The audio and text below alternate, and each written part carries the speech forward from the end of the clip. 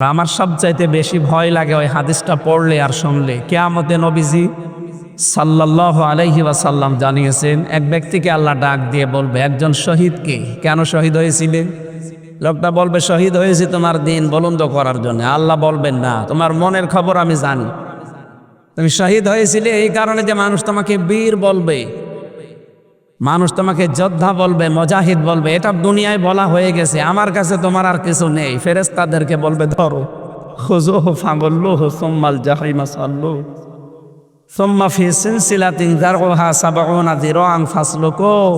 একে ধরো, জাহান্নামে নিয়ে যাও, যাওয়ার আগে 70 গজ শিকল দিয়ে বাঁধো। কেন এত বড় শিকল লাগবে? কোন কারণে?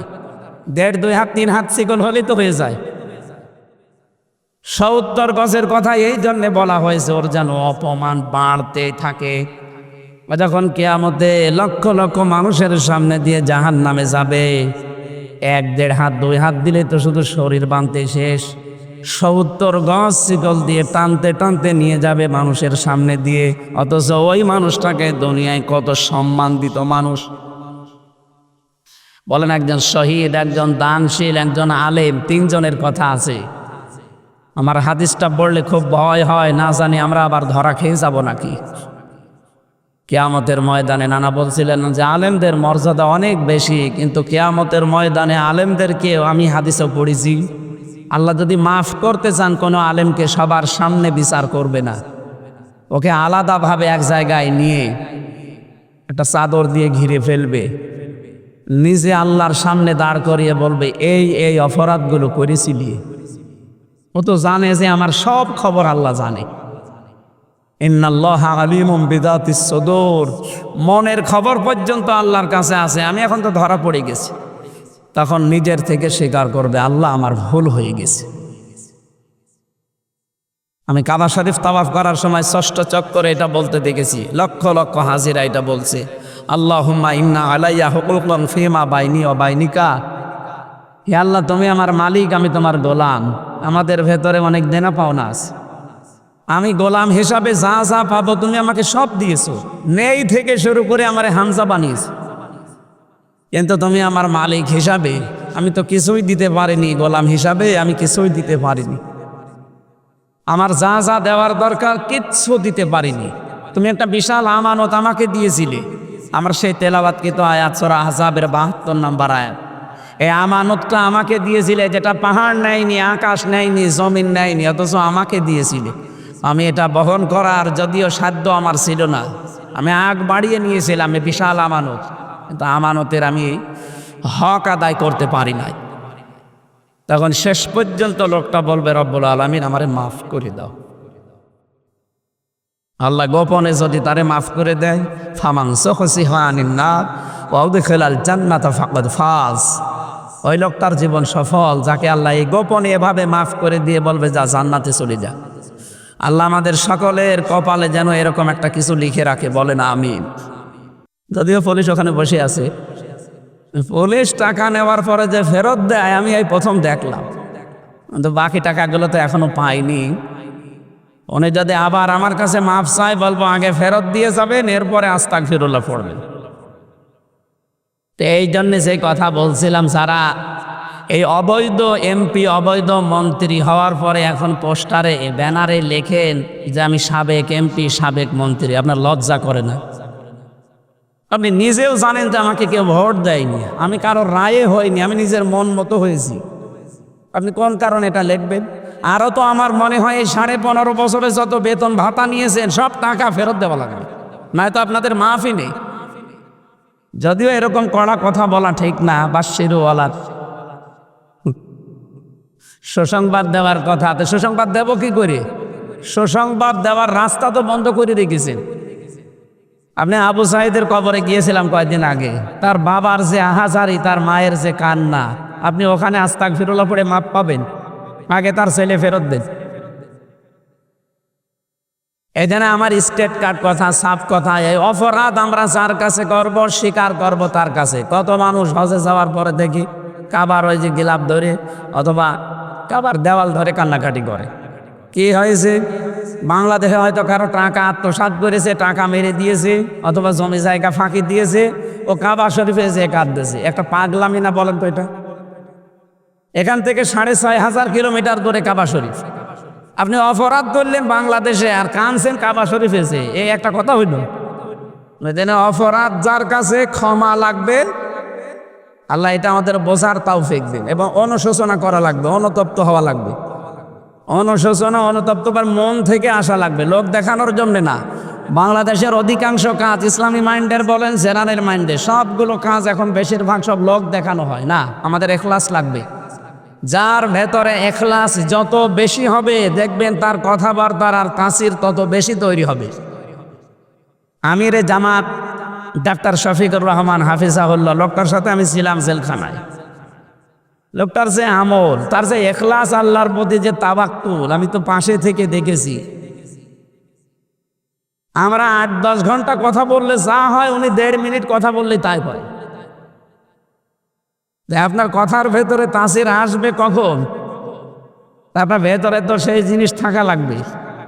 এই জন্য সবচাইতে বেশি দরকার আমাদের ইখলাস। ওমা উমিরু ইল্লা লিয়াবুদুল্লাহ মুখলিসিনা লাহুদ্দিন, আদেশই করা হয়েছে আমি যেন ইখলাসের সাথে ইবাদত বন্দেগী করি। আমাদের ইবাদত বন্দেগী সব লোক দেখানো হয়ে যায়, রিয়া এসে যায়। এই জন্য আমাদের ভেতরে তাসির নেই।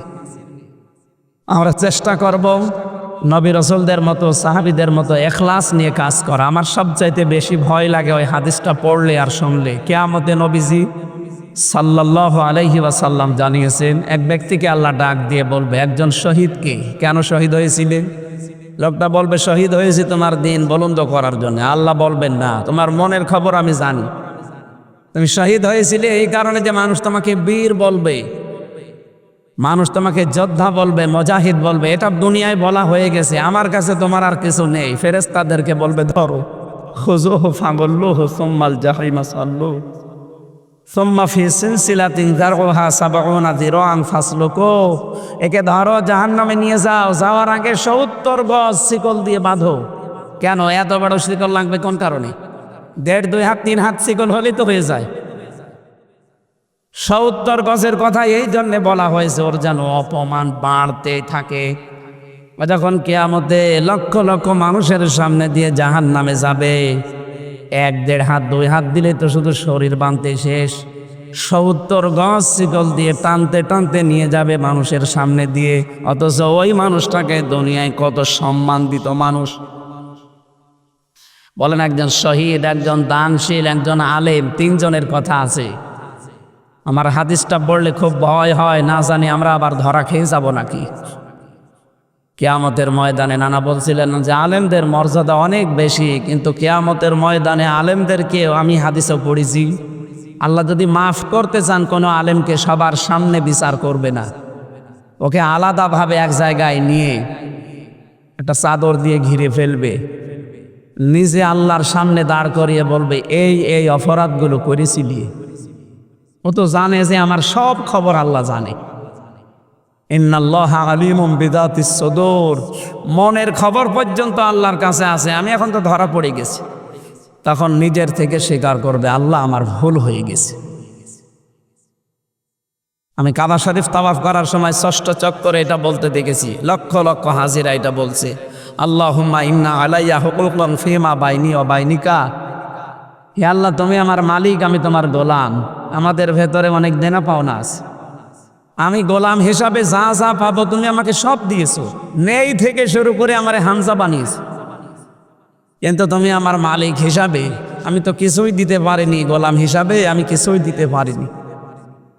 আমার যা যা দেওয়ার দরকার কিচ্ছু দিতে পারিনি। তুমি একটা বিশাল আমানত আমাকে দিয়েছিলে। আমার সেই তেলাওয়াতকৃত আয়াত সূরা আহজাবের ৭২ নম্বর আয়াত, এই আমানতটা আমাকে দিয়েছিলে, যেটা পাহাড় নেয়নি, আকাশ নেয়নি, জমিন নেয়নি, অথচ আমাকে দিয়েছিলে। আমি এটা বহন করার যদিও সাধ্য আমার ছিল না, আমি আগ বাড়িয়ে নিয়েছিলাম, এই বিশাল আমানত, কিন্তু আমানতের আমি হক আদায় করতে পারি নাই। তখন শেষ পর্যন্ত লোকটা বলবে, রব্বুল আলামিন আমারে মাফ করে দাও। আল্লাহ গোপনে যদি তারে মাফ করে দেয়, ফামান যুহজিহা আনিন নার ওয়া উদখিলাল জান্নাতা ফাকাদ ফাজ, ওই লোকটার জীবন সফল, যাকে আল্লাহ এই গোপনে এভাবে মাফ করে দিয়ে বলবে, যা জান্নাতে চলে যা। আল্লাহ আমাদের সকলের কপালে যেন এরকম একটা কিছু লিখে রাখে, বলেন আমিন। সম্মানিত উপস্থিতি সুধী মণ্ডলী, আমরা কোরআনে কারিমের এ বিশাল সুন্দর একটা অনুষ্ঠানে এসেছি। সংবর্ধনা যেহেতু, হাদিস পড়েছিলাম নবীজির, লক্ষ লক্ষ হাদিস থেকে একটা। বিশ্বনবী জানিয়েছেন, মান ক্বারাআল কুরআনা, যে ব্যক্তি কোরআন পড়ে, ফাস্তাজাহারাহু, এবং কোরআনকে যারা এজহার করার চেষ্টা করে। এখানে এজহার মানে প্রকাশ করা, এজহার মানে প্রচার করা, এজহার মানে দাঁড় করানো, এজহার মানে বিজয় করা। এই জন্য আমরা আমাদের জীবনের লক্ষ্য বানিয়ে নেব এটা, যে কোরআন আমরা এজহার করতে চাই, কোরআনকে আমরা প্রতিষ্ঠিত করতে চাই এবং বিজয়ী হিসাবে দেখতে চাই। যদি আমরা হাদিসের এই বাণীটা মানতে পারি, ফাহাল্লা হালালাহু ওয়া হাররামা হারামাহু, আর হালালকে হালাল, হারামকে হারাম জেনে আমল করতে পারি, এটা জানার জন্য এই মাদ্রাসা দরকার। যদিও এখন শিক্ষা ব্যবস্থা পাল্টাচ্ছে, ধর্মীয় উপদেষ্টার দায়িত্বে যিনি আছেন উনি ঘোষণায় দিচ্ছে বারবার যে 1 থেকে মাস্টার্স পর্যন্ত আমরা কোরআন 100 মার্কের অন্তত কার্যকর দেখতে চাই। সামনে হবে ইনশাল্লাহ। তারপরও যতদিন না হয়, আপনারা নির্দ্বিধায় নিশ্চিন্তায় যেখানে এরকম মাদ্রাসা লেখা থাকবে, নাম যাই থাক, যদি কোরআনের শিক্ষা থাকে সেখানে নির্দ্বিধায় দিয়ে দেবে। আমি গ্যারান্টি দিতে পারি, আপনার সন্তান ছেলে হোক মেয়ে হোক, ও যদি মাদ্রাসা থেকে কোরআন হাদিসের ওপরে কিছু জানতে পারে, 2টা বিষয় আপনি নিশ্চিন্তে থাকতে পারবেন। শেষ বয়সে আপনাকে বাড়ি থেকে তাড়িয়ে দেবে না। 2 নম্বরে, জীবনেও কোনোদিন আপনার এই ছেলে আর মেয়ে নেশা করবে না।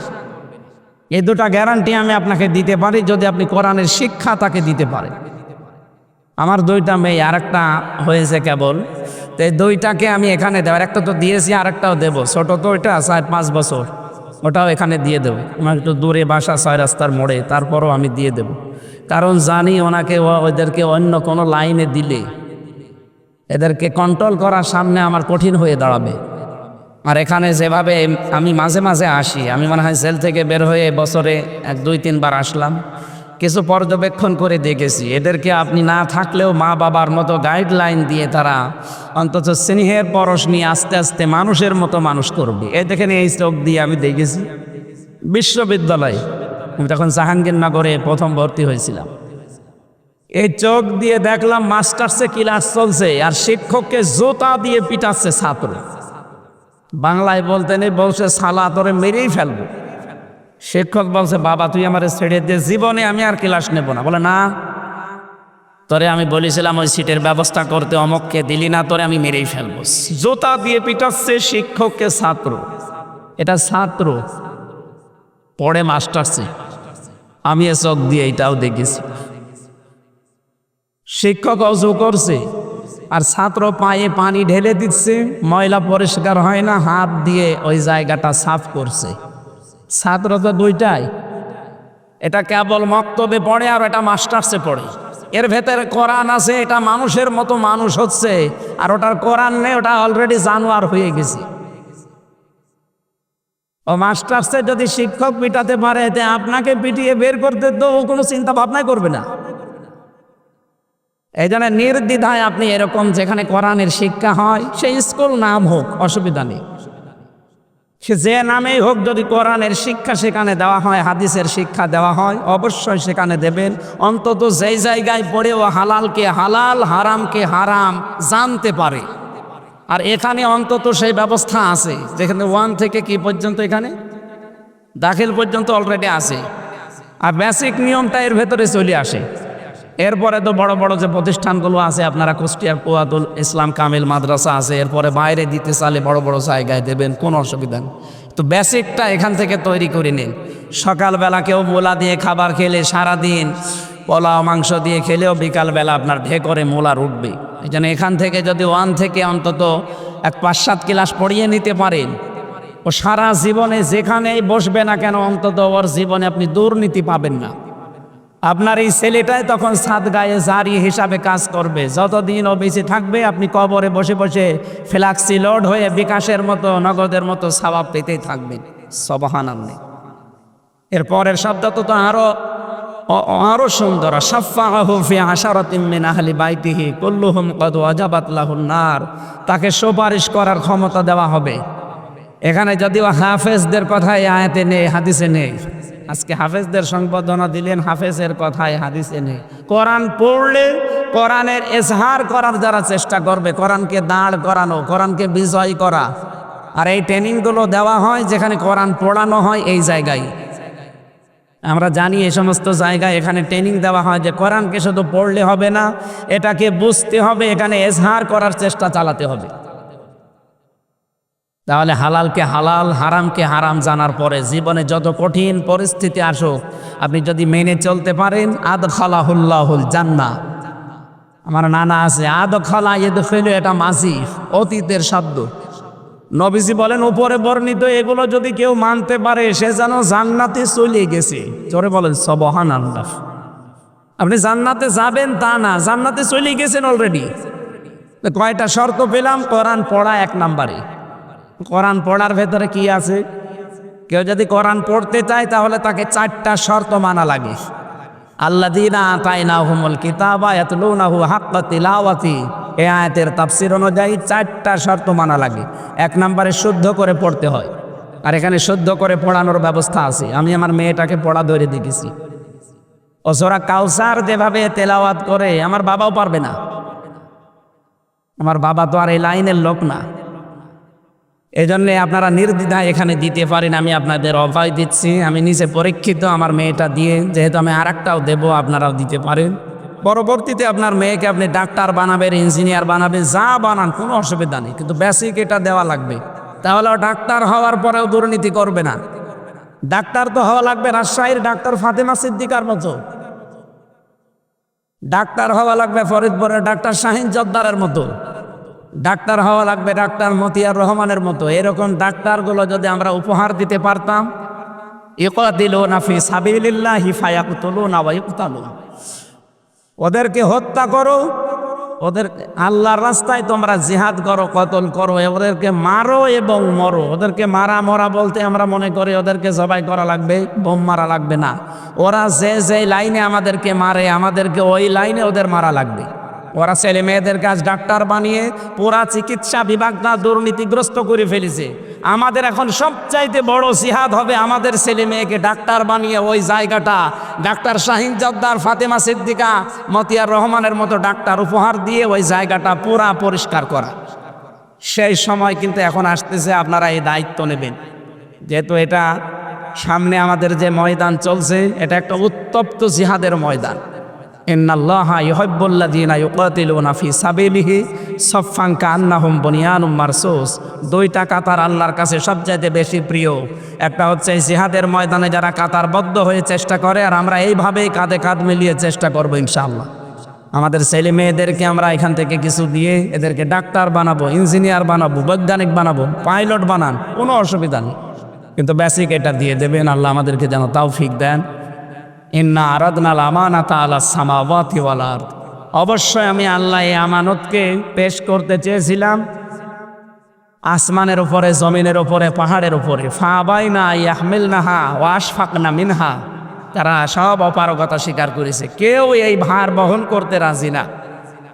লাউ আনজালনা হাযাল কুরআনা আলা জাবালিল লারাআইতাহু খাশিআম মুতাসাদ্দিআম মিন খাশিয়াতিল্লাহ। যদি এই কোরআন আমি পাহাড়ের উপরে দিতাম, খাশিয়াতান 1 নম্বরে, মুতাসাদ্দিকান 2 নম্বরে, চূর্ণ বিচূর্ণ হয়ে যেত ভয়ে, আমি আল্লাহর ভয়ে। এত ভার আমার এই কালামে। ইন্না সানুলকি আলাইকা কাওলান সাকিলা, বিশাল ভারী একটা জিনিস। এটা আল্লাহ রাব্বুল আলামিন মানুষের উপরে দিয়ে দিয়েছেন। আমরা যেন এর হকটা অন্তত আদায় করার জন্য যে 4টা শর্ত বললাম, 1 নম্বরে শুদ্ধ করে পড়বেন, 2 নম্বরে এটা বুঝতে হবে, 3 নম্বরে নিজের প্র্যাকটিক্যাল জীবনে এটা সেট করা লাগবে যে যতটুকু পারি, 4 নম্বরে এটা যেন মানুষ মানতে পারে, সেই ব্যবস্থা তৈরি করার জন্য সব সময় আপনি লেগে থাকবেন, যেটা একামতের দিন বলা হয়। আল্লাহ রাব্বুল আলামিন এই 4টা হক আদায় করে এই আয়াতটা যেন কিয়ামতে অন্তত আমাদের পক্ষে দাঁড়ায়। বড় ভাই তরিকুল ইসলাম এবং তারিকুর রহমান, অধ্যক্ষ তারিকুর রহমানরা যারা দায়িত্বে আছেন এখানকার, আল্লাহ রাব্বুল আলামিন এই উদ্দেশ্যে তাদেরকে যেন মাফ করে দেন। কারণ আমরা হাদিস পড়েছি 3টা জায়গায় টাকা পয়সা খরচ করলে ওই টাকা পয়সার হিসাব দেওয়া লাগে না। 1 নম্বরে যারা কোরআনের প্রচারে, কোরআনের শিক্ষায়, কোরআনের প্রতিষ্ঠায় টাকা ব্যয় করে, ওই টাকার হিসাব আল্লাহ নেবে না। 2 নম্বরে যারা পরিবারস্থ লোকদের জন্য টাকা ব্যয় করে ওই টাকার হিসাব আল্লাহ নেবে না। 3 নম্বরে যারা জিহাদের ময়দানে টাকা ব্যয় করে ওদের টাকার হিসাব আল্লাহ নেবে না। তো এখানে যেহেতু শিক্ষা হয়, প্রচার হয়, এখানে প্রতিষ্ঠা করারও শিক্ষা দেওয়া হয় কোরআন। আল্লাহ রাব্বুল আলামিন এখানে আমাদেরকে লেগে থাকার তৌফিক যেন দান করেন। আর সামনে মনে হয় জমার নামাজের সময় হয়ে যাচ্ছে, আমারও যাওয়া লাগবে। জমার নামাজ আমার আছে এক জায়গায়, এরপরে জোহরের পরে আলোচনা আছে চুয়াডাঙ্গায়, এশার পরে আছে পাটিকা বাড়ি, কালকে আবার নোয়াখালী। খালি আপনাদের সাথে দেখা হবে এই জন্য এসেছি। আমি দোয়া চেয়ে দোয়া দিয়ে শেষ করছি। এখন মোনাজাতের মাধ্যমে বা আপনাদের কোনো কাজ থাকলে সেটা শেষ করেন। আমি দোয়া চাচ্ছি, শারীরিকভাবে 3 বছর তো জেলে ছিলাম, আমি অসুস্থ, এখনও স্বাভাবিক না। আমি দোয়া চাচ্ছি আল্লাহ যেন আগের অবস্থায় আমাকে আবার ফিরিয়ে দেন।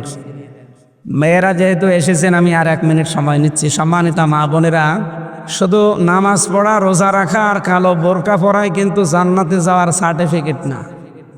তিরমিজি শরীফের হাদিস হচ্ছে, কেউ যদি জান্নাতের 8টা দরজা খোলা রাখতে চায় তাহলে তার জীবনে 4টা কাজ মাস্ট বি থাকাই লাগবে। আপনারা কি মনে করবেন আমি জানি না, আমার নিজের বোন, নিজের মা, নিজের ভাবি মনে করে বলছি, আপনজন মনে করি। আমি চাই আপনারা সবাই জান্নাতি হন।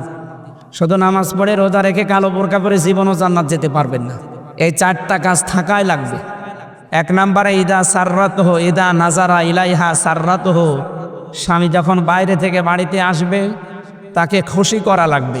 কথাবার্তা দিয়ে হোক, অভ্যর্থনা দিয়ে হোক, আচার ব্যবহার দিয়ে হোক, যেভাবেই হোক তাকে খুশি রাখা লাগবে যখন অন্তত বাইরে থেকে আসবে এই সময়টা। কারণ এই সময়টা পুরুষের জন্য একটা মারাত্মক সময়। এমনিতেই চাপ নিয়ে আসে বাইরে থেকে, আর এসে যদি আপনি শুরু করেন সেই কি বলে কটকটির মতো, তাহলে ও তো হাতের কাছে যা থাকবে সেটা দিয়ে আপনার ফিটাবে। এই জন্য হাদিসের প্রথম অংশ, যখন বাইরে থেকে আসবে কিভাবে আপনি তাকে খুশি করবেন আমি জানি না, আপনাকে আল্লাহ সেই ব্যবস্থা দিয়েছে, চেষ্টা করবেন 100 ভাগ। 2 নম্বরে ইদা গাবা আনহা হাফিজাতুহু, ও যখন বাইরে যাবে তখন আপনার নিজেকে, আপনার স্বামীর সম্পদকে, স্বামীর সন্তানকে আপনি হেফাজতে রাখবেন। এটা 100 জনের প্রায় অন্তত 95টা মেয়েদের ভেতরে পাওয়া যায় না। স্বামী বাইরে গেলে মনে হয় যে উনি দিন পেয়েছে। কোথায় কোথায় কার সাথে লাইন করে আল্লাহ জানে আর সে জানে। এটা বন্ধ করা লাগবে। 3 নম্বরে ওয়াতুইনু আলা দীনি যাওজাতিহা, এটা আসল বিষয়। আপনার স্বামী যদি দিনের কাজ করে, ইসলামের কাজ করে, মানবতার সেবা করে, তাহলে তাকে ছাড় দেবেন, সময় দেবেন, তাকে অন্তত তাকে উৎসাহ দেবেন। ঠিক আছে, তুমি যা করছো আমি সময় দিলাম, আমার কষ্ট হলেও। আপনি কিয়ামতে জান্নাতের 8টা দরজায় এই কাজের কারণে খোলা পাবেন। সুবহানাল্লাহি ওয়া বিহামদিহি। খাদিজাতুল কুবরার কথা বলছিলাম যে তাকে আল্লাহ জান্নাত বানিয়ে, ঘর বানিয়ে নিজে পাঠিয়ে দিয়েছেন, সুসংবাদ দিয়ে যে এইটা তার জন্য আলাদা একটা ঘর। অথচ তিনি জীবনে নামাজ পড়েননি 1 ওয়াক্ত, রোজা রাখেননি জীবনে একটাও, হজও করেনি একবারও, যাকাতও দেয়নি জীবনে। অথচ এই বিধানগুলো সব খাদিজার ইন্তেকালের পরে নাজিল হওয়া। একটা জীবনে নামাজ পড়লেন না, রোজা রাখলেন না, হজ করলেন না, যাকাত দিলেন না, অথচ জান্নাতে আল্লাহ ঘর বানিয়ে পাঠিয়েছে। কেন? একটাই কারণ, তিনি তার স্বামীকে সাহায্য করেছিলেন। তার জীবনের যা ছিল সব স্বামীর পায়ে দিয়েছিলেন।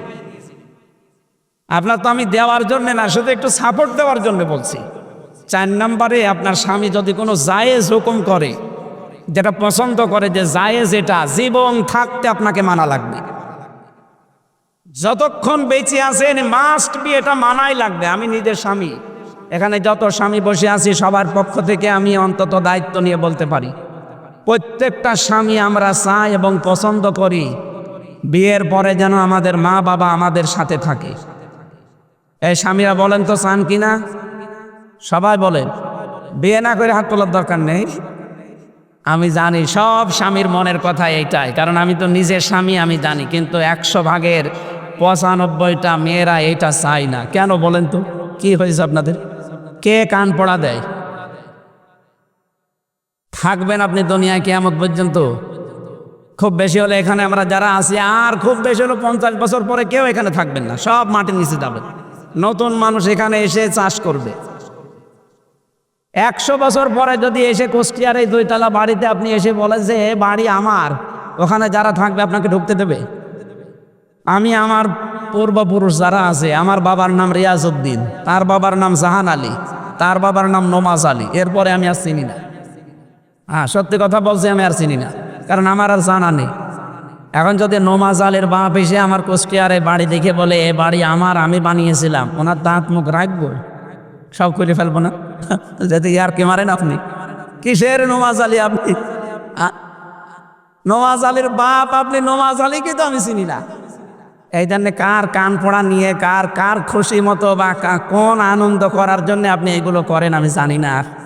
আপনি আশা করছি এই কথাটা মেনে নেবেন। স্বামী যদি জায়েজ যেটা উনি পছন্দ করছে, আপনি পছন্দ করবেন না কেন? আমার সাথে যে জল্লাদ ছিল, এখন ওর 30 বছর জেল। শাহজাহান জল্লাদ মরে যাওয়ার পরেও দায়িত্ব পেয়েছে ইলিয়াস, চট্টগ্রামে বাড়ি, কেন্দ্রীয় কারাগারে আছে, এখন ফাঁসি দেয়। তো এই লোকটা আমার কাছে এসে একদিন কাঁদছিল আর বলছিল ফাঁসির ওই কন্টেম ছিল, জীবনের কাহিনীটা, কেন জেলে আছে। 17 বছর সৌদি আরবে ছিল, দেশে আসার পরে বিয়ে করেছি, বোর সাথে শাশুড়ির মিল নেই। খালি বলে যে ওদের আলাদা করে দেন, ওদেরকে মানে মাইনাস করে দেন, অথবা অন্য জায়গায় পাঠিয়ে দেন, আমি এদের সাথে থাকবো না। এই শুধু কথা বলতে গেলে এইটা বলছে, আমার টাকা একটা মাকে আমার বোনকে দিলে ওর মন পাওয়া যায় না, খালি জ্ঞানজাম করে আমার সাথে। একদিন একটু ওই সতর্ক করার জন্য, সংশোধন করার জন্য একটা থাপ্পড় দিয়েছি, এক থাপ্পড়ে ও ছাতা মরে গেছে। মানে একটু জোরে লেগেছিল মনে হয়, মরে গেছে। এখন ওর মা বাবা দিয়েছে মামলা, মার্ডার মামলা। এই যে আমি আজ 30 বছর এখন আমার জেল। বলেন তো আপনাদের এই ছোটোখাটো একটা বিষয়ের জন্য কি হতো? ওর মা বাবা, ওর কি টাকা পয়সা কম ছিল? 17 বছর বেটা বিদেশ কেটে এসেছে, অথচ আপনি ছোট মনের কারণে এটা করতে। আমি জানি মেয়েরা এখন বরদোয়া দেবে, যে বলবো হুজুর যেন আর এখানে জীবনে না আসে। আমার আর আসার দরকার নেই, এটা আমি চাই আপনারা যেন বেঁচে যান, কিয়ামতে ধরা খেয়ে যাবেন। কিন্তু স্বামী যেটা পছন্দ করে যদি জায়েজ হয়, জীবন থাকতে আপনাকে মানা লাগবে। তাহলে এই 4টা কাজে জান্নাতের 8টা দরজা খোলা থাকবে, এক একটা কাজে 2টা করে জান্নাতের দরজা। আল্লাহ আমার এই মাকে, এই বোনকে, এই ভাবিকে, এদেরকে যেন খাদিজাতুল কুবরার মতো বানিয়ে দেন, আমিন। জওয়ান নামাজের আর 1 ঘন্টা আছে, আমরা নামাজ ধরবো যে সেই ইশালমারিতে। আজকের মতো দোয়া চেয়ে দোয়া করছে শেষ করছি, কোনো কাজ না থাকলে মোনাজাত করে দিলাম। আল্লাহুম্মা আমিন। আল্লাহুম্মা গফিরলি ওয়ারহামনি ওয়াহদিনি ওয়াআফিনি ওয়ারযুকনি ইয়া রাব্বাল আলামিন। রব্বুল আলামিন, তোমার কুদরতের নজর কুষ্টিয়া জেলার মডেল ইনস্টিটিউট এ প্রতিষ্ঠানটার দিকে তাকাও। তোমার নবীর ঘর এটা, তোমার কালামে পাক, নবীর হাদিসে পাক এখানে শিক্ষা দেওয়া হয়। যারা শিক্ষা করে তাদের সম্মানিত মা এবং বাবারা এখানে এসে বসে আছে। আমি অধম কোরআনে কারীম থেকে কিছু কথা বলার চেষ্টা চালিয়েছি, নবীর হাদিসের কিছু ব্যাখ্যা আমি করেছি।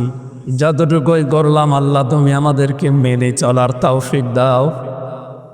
সারাটা জীবন অপরাধ করে জীবনটা নষ্ট করে ফেলেছি, হাত ওঠায় কথা বলবো ভয় করে, লজ্জা করে। আইলে আমাদের অপরাধের দিকে তাকিও না, তোমার রহমতের দিকে তাকাও, জিন্দেগির গুনাহগুলো মাফ করে দাও। যে দেখুন তওবা করছি আমরা, মাথা নিচু করেন, চক্ষু বন্ধ করেন, মাথা নিচু করেন, চক্ষু বন্ধ করেন, জীবনের অপরাধগুলো স্মরণ করেন। যেই কয়টা স্মরণ হবে অনুশোচনা অনুযায়ী ওই কয়টায় মাফ হয়ে যাবে ইনশাআল্লাহ। আস্তাগফিরুল্লাহাল্লাযী লা ইলাহা ইল্লা হুয়াল হাইয়্যুল কাইয়্যুম ওয়া আতুবু ইলাইহি, লা হাওলা ওয়ালা কুওয়াতা ইল্লা বিল্লাহিল আলিয়্যিল আযীম। রব্বুল আলামিন, গুনাহগুলো যদি শরীরে লেখা থাকতো, মানুষ আমাদেরকে কুকুরের মতো ঘৃণা করত। তোমার সাত্তার নামের কারণে যেভাবে গোপন রেখে দিয়েছো কেউ জানে না, কিয়ামতে এভাবে গোপন রেখে দিও কেউ যেন জানে না। তোমার ওই গাফফার নামের খাতিরে কিয়ামতে গোপনেই মাফ করে আমাদেরকে জান্নাত দিয়ে দিও আল্লাহ। তোমার কত বান্দা এখানে বসে আছে যারা 5 ওয়াক্ত না তাহাজ্জুদের নামাজও ছাড়ে না। কত বান্দি বসে আছে এখানে যারা শুধু ফরজ নামাজ না তাহাজ্জুদের নামাজও কন্টিনিউ করে। এরকম আবেদা সালেহা মার বোনদেরকে নিয়ে বুজুর্গ ভাইদেরকে বাবাদেরকে নিয়ে আমরা হাত তুলেছি। যার হাত পছন্দ হয় আল্লাহ তার দিকে তাকিয়ে আজকের মোনাজাত কবুল করে নাও। এই প্রতিষ্ঠানে যারা হাফেজ হয়ে গেল এদেরকে মরণ পর্যন্ত কোরআনটা বুকে রাখার তৌফিক দাও। হাফেজে কোরআনের মা বাবাদেরকে আজকে যেভাবে সম্মান দেওয়া হয়েছে আল্লাহ কিয়ামতে এদের সম্মান আরো 1000 গুণে বাড়িয়ে দিও। এ মাদ্রাসার সম্মানিত সভাপতি অধ্যক্ষ মাওলানা তারিকুর রহমান, আল্লাহ তোমার এই গোলামকে কবুল করে নাও, তার পরিবারস্থ লোকদেরকে মাফ করো। বড় ভাই তরিকুল ইসলাম বসে আছে আমার ডান দিকে, আল্লাহ তার জীবনের ভালো ভালো কাজগুলো কবুল করো, অন্যায়গুলো মাফ করে দাও, তার পরিবারস্থ লোকদেরকেও কবুল করে নাও। প্রতিষ্ঠানের দায়িত্বে যিনি আছেন প্রিন্সিপাল হিসাবে মাওলানা ইউসুফ সাহেব, আল্লাহ তাআলা ইউসুফ নবীর সাথে তুমি কবুল করে নাও। যত শিক্ষক শিক্ষিকা মণ্ডলী এখানে কাজ করছে দায়িত্বে আছে, জ্ঞান ছড়িয়ে যাচ্ছে, আল্লাহ তাদেরকে আয়েশার মতো বানিয়ে দাও, হযরতে আলীর মতো বানিয়ে দাও। ছেলে মেয়ে যারা লেখাপড়া করছে এখানে মেধাসিতে এদের খুলে দাও। আল্লাহ আমার মেয়ে জান্নাতুল মাওয়া ফারিহা জান্নাত, এদেরকে তুমি আয়েশার মতো ফাতেমার মতো বানিয়ে দাও। যত ছেলে মেয়ে এখানে লেখাপড়া করছে এদের প্রত্যেকের মেধাসির তুমি মেহেরবানি করে আলী হযরতে আলীর মতো বানিয়ে দাও, ফাতেমাতুজ জাহরার মতো বানিয়ে দাও।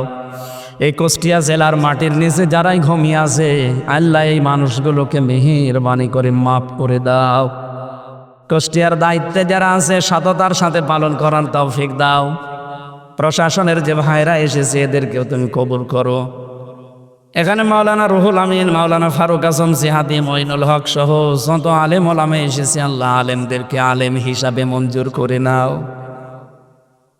3টা বছর ফাঁসির ওই কন্ডেম সেলের ভেতরে আমি অসুস্থ হয়ে গেছি, আল্লাহ মেহেরবানি করে আগের অবস্থায় আমাকে আবার ফিরিয়ে দাও। তোমার দিনের কথাগুলো কোরআনের কথাগুলো সহজ সরল ভাষায় যেন ইখলাসের সাথে বলতে পারি সেই যোগ্যতা আমারে ভিক্ষা দাও। বারাকাল্লাহু লানা ওয়া লাকুম ফিল কোরআনিল আযীম। কখন কার কাছে মরণ চলে আসে জানি না, মরণ আসলেই যেন বলতে পারি লা ইলাহা ইল্লাল্লাহু মুহাম্মাদুর রাসূলুল্লাহ। আসসালামু আলাইকুম।